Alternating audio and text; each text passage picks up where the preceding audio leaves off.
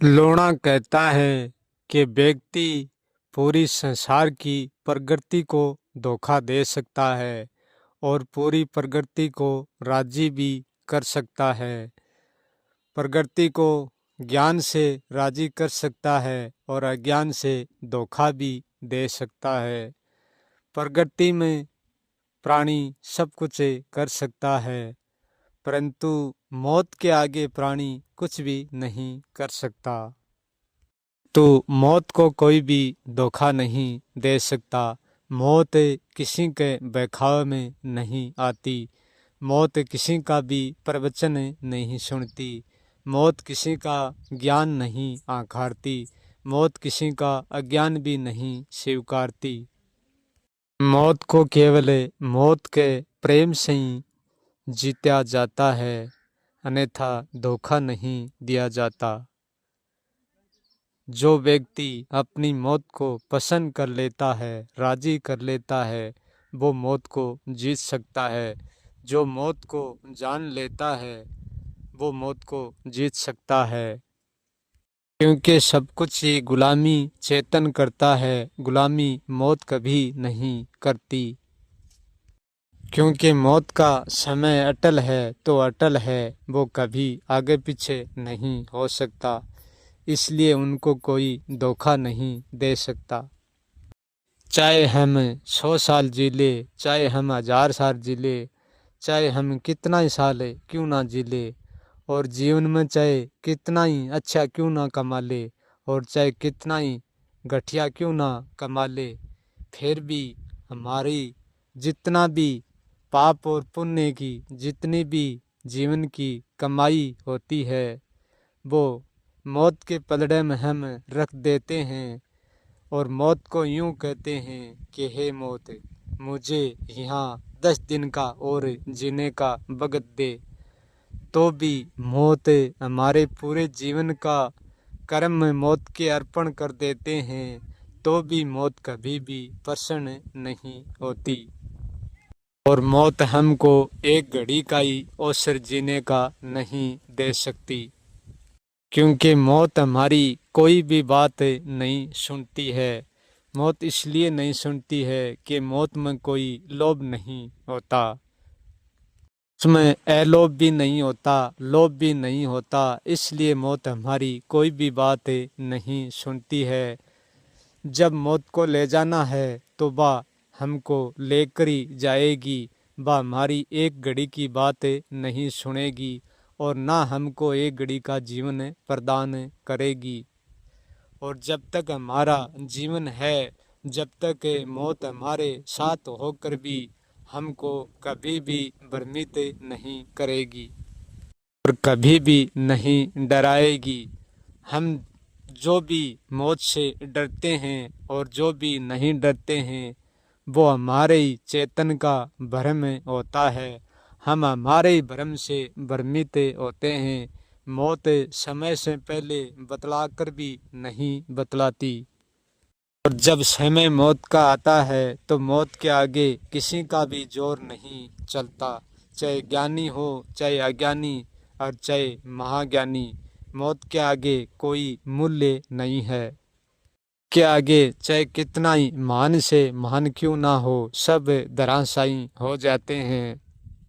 कि हमारे जन्म के साथ ही हमारी मौत का जन्म हो जाता है। क्योंकि मौत हमारे हर सांस में मरती है और हर सांस में जन्म लेती है। वो तो एक मौत होती है, हमारे हर सांस के साथ गठित होती है, वो भी एक मौत होती है। परंतु वह मौत हमारी उम्र की होती है, हमारे जीवन की होती है।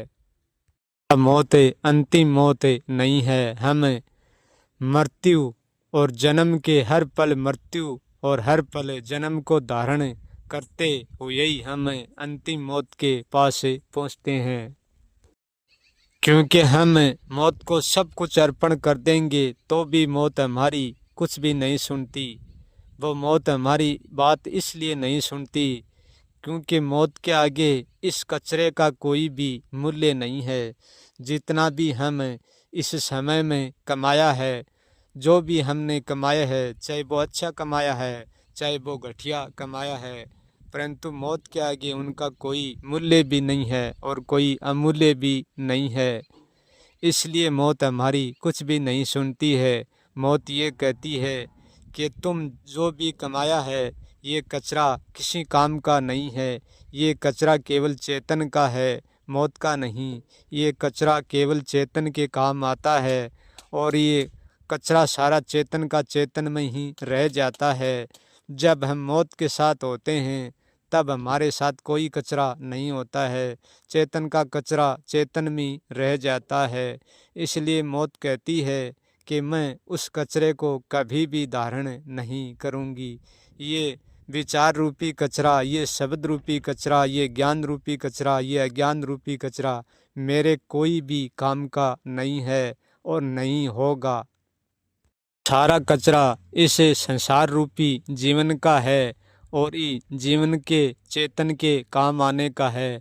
तब ये कचरा यहाँ ही रहता है। इस कचरे को कोई भी साथ लेकर नहीं जाता और कोई भी इस कचरे को साथ लेकर नहीं आता। द्रोणा कहता है कि इस सारे कचरे को हम यहाँ ही उथड़ पुथड़ करते हैं और यहाँ ही छोड़ जाते हैं। आते हैं तब यहाँ ही मिलता है और जाते हैं तब यहाँ ही छोड़ जाते हैं। क्योंकि ये सारा कचरा हमारे भ्रम का है। ज्ञान भी हमारे भ्रम का कचरा है और अज्ञान भी हमारे भ्रम का कचरा है। यदि अच्छाई से देखोगे तो आपको ये कचरा ही मिलेगा, ज्ञान भी कचरा मिलेगा और अज्ञान भी कचरा मिलेगा। ये सारा शब्दों का और अशब्दों का ही जोड़ है। इनसे ज़्यादा विचारों का और इनसे ज़्यादा कुछ भी नहीं मिलेगा। सारा विचार का जोड़ है, शब्द का जोड़ है, मान्यता का जोड़ है, धारणाओं का जोड़ है, कल्पना का जोड़ है। इनसे ज़्यादा कुछ भी नहीं मिलेगा। तो फिर इस संसार में हम जो भी कमाते हैं हमारे जीवन में, वो किस लिए कमाते हैं? केवल ज्ञान और अज्ञान के लिए कमाते हैं। केवल भोग और त्याग के लिए कमाते हैं। केवल कुछ सिद्ध करने के लिए कमाते हैं। पहचान के लिए कमाते हैं। प्रगति के मार्ग के लिए कमाते हैं। संसार के लिए कमाते हैं। स्वयं के लिए कमाते हैं। परंतु स्वयं का होकर भी अंतिम स्वयं के हाथ में कुछ भी नहीं रहता और स्वयं के हाथ में रहता भी है। क्योंकि जो भी यहाँ आता है वो स्वयं ही होता है। क्योंकि जो भी यहाँ से जाता है वो भी स्वयं ही होता है। अनेक होकर भी सब कुछ एक होता है और एक होकर भी सब कुछ अनेक होता है। मौत से हम प्रेम करेंगे तो भी नहीं बख्शेगी और घृणा करेंगे तो भी नहीं बख्शेगी और मौत को हम बढ़ावा देंगे तो भी नहीं बख्शेगी और मौत को हम कुछ भी नहीं मानेंगे तो भी नहीं बख्शेगी। और मौत भी कोई अपनी मर्जी से नहीं आती है। मौत कोई ज़बरदस्ती नहीं आती है। मौत को हम स्वयं ही तैयार करके लाते हैं। अपनी तरफ से मौत कुछ भी नहीं करती। अपनी तरफ से मौत कुछ भी नहीं होती। क्योंकि मौत का द्वार भी हम ही खोलते हैं और जीवन का द्वार भी हम ही खोलते हैं। जीवन का द्वार भी हम ही बंद करते हैं और मौत का द्वार भी हम ही बंद करते हैं। संसार में कोई को भी कोई दुख नहीं दे सकता और कोई को भी कोई सुख नहीं दे सकता। हर प्राणी का, हर व्यक्ति का अपना अपना कर्म होता है। अपने कर्मों से सुख है और अपने कर्मों से दुख है। अपने कर्मों से जीवन है, अपने कर्मों से मौत है। व्यक्ति आप ही अपने कर्म का मालिक है और व्यक्ति आप ही कर्म का गुलाम है। जिस दिन व्यक्ति ये बात समझ लेता है कि मैं स्वयं ही मेरे कर्म का गुलाम हूँ और मैं स्वयं ही मेरे कर्म का मालिक हूँ, मैं स्वयं ही मेरे कर्म का करता हूँ और मैं स्वयं ही मेरे कर्म का करता हूँ। ये बात व्यक्ति जिस दिन समझ लेता है तो वो मालिकपना भी छोड़ देता है, अपने ऊपर मालिकियत नहीं साबित करता और वो गुलामी भी नहीं करता। लोना कहता है कि लोग सोचते हैं कि मैं दूसरे पर राज करता हूँ और दूसरा मेरी गुलामी करता है। मैं दूसरे को समझाता हूँ और दूसरे को त्यागता हूँ, दूसरे को भोगता हूँ, दूसरे को जानता हूँ। तो ये सोचने वाले की भूल होगी, अज्ञान होगा। क्योंकि हम जो भी सोचते हैं वो प्रथम सोचना हमारा ही होता है और सब कुछ की शुरुआत यहाँ से ही हो जाती है। हम अच्छे की तरफ सोचते हैं तो वह अच्छाई हमारे काम ही आती है और हम जब बुरे की तरफ अंगुली उठाते हैं तो वह बुराई सबसे प्रथम हमारे काम आती है। इसलिए हमारी स्वयं की बुराई तो हमको बुरा कर देती है और हमारी स्वयं की अच्छाई हमको अच्छा कर देती है। हमारा ही कर्म हमको बांध देता है और हमारा ही कर्म हमको खोल देता है।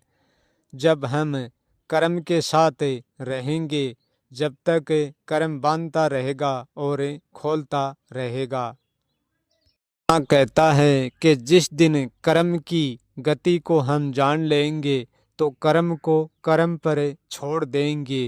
हम कर्म को कर्ता और अकर्ता से मुक्त हो जाएंगे। ना तो हम कर्ता में अपने को जोड़ेंगे, ना हम अकर्ता में अपने को जोड़ेंगे। ना तो हम कर्ता रहेंगे और ना हम अकर्ता रहेंगे। जिस दिन ये बात हम जान लेते हैं तो कर्म हमसे अपने आप कर की गठित होगा। हम कर्म का मालिक भी नहीं होंगे, हम कर्म का गुलाम भी नहीं होंगे। जहाँ मालिकियत होती है वहीं गुलामी होती है। जहाँ निर्बंधन होता है वहीं बंधन होता है, जहाँ बंधन होता है वहीं निर्बंधन होता है। ये जीवन की सच्चाई ना तो त्याग से जी जाती है और ना भोग से जी जाती है। ये त्याग से भी जी जाती है और भोग से भी जी जाती है। परंतु उसका रस लेकर भी यदि रस नहीं लेना है तो उसकी सच्चाई को जानना होगा। ये जिंदगी जैसी जानने से जी जाती है, ऐसी त्याग से, ऐसी भोग से नहीं जी जाती। क्योंकि त्याग भी स्वयं के रस का होता है और भोग भी स्वयं के रस का होता है। यहाँ भोगने के लिए कोई दूसरा नहीं है और त्यागने के लिए भी कोई दूसरा नहीं है। लोना कहता है कि किसको त्यागे किसको भोगे, जहाँ देखूँ जहाँ खुद को त्यागे और खुद को ही भोगे। हमारे जीवन का अंतिम स्रोत त्यागना भोगना नहीं है, आना जाना नहीं है, अंतिम स्रोत जानना है। ये मौत भी हमसे ही जन्म लेती है और ये संसार भी हमसे जन्म लेती है और ये जीवन भी हमसे ही जन्म लेता है। हम मौत में होकर भी जीवन से अलग नहीं होते हैं और संसार से अलग नहीं होते हैं और हम जीवन में होकर भी मौत से अलग नहीं होते हैं और संसार से अलग नहीं होते हैं। जहाँ संसार है वहीं मौत है, जहाँ जीवन है वहीं मौत है, जहाँ मौत है वहीं जीवन है और वहीं संसार है। जहाँ से हम जाते हैं वहीं हम वापस आते हैं, जहाँ हम वापस आते हैं वहाँ से ही हम वापस जाते हैं। हमारा अंतिम चरणी प्रथम चरण है और हमारा प्रथम चरणी अंतिम चरण है। यदि सागर एक घड़े में समाया हुआ है तो वो एक भी है और दो भी है। यदि सागर करोड़ घड़ों में समाया हुआ है तो सागर एक भी है और सागर करोड़ भी है। जब सागर का पानी कोई घड़े में नहीं था, केवल सागर में था, तब भी तो वो अरबों खरबों में अनेक था, और जब वो अनेक घड़ों में भर दिया तब भी वो अनेक था, और जब वो किसी घड़े में नहीं था तब वो एक भी था और अनेक भी था, और जब वो घड़ों में था जब भी वो एक था और वो अनेक भी था। ऐसा नहीं है कि सागर अनेक घड़ों में भर दिया जाता है तो फिर सागर एक रहता है। एक नहीं, वो अनेक भी है, क्योंकि वो पहले भी अनेक था, क्योंकि वो अनेक से ही एक बना है, और वो एक से ही अनेक बनता है। क्योंकि अकेला यहाँ कुछ भी नहीं हो सकता। जब होता है तो हमेशा ही दो ही होता है, एक का होने का कभी प्रश्न ही नहीं उठता। एक ना तो होता है और ना कभी होगा। हाँ, कहता है कि जो व्यक्ति एक तरफ भागता है वो एक तरफ को ही जानता है, दूसरी तरफ को नहीं जानता। दूसरी तरफ वो अजाना ही रह जाता है। एक तरफ मत भाजो, दोनों तरफ खोजो।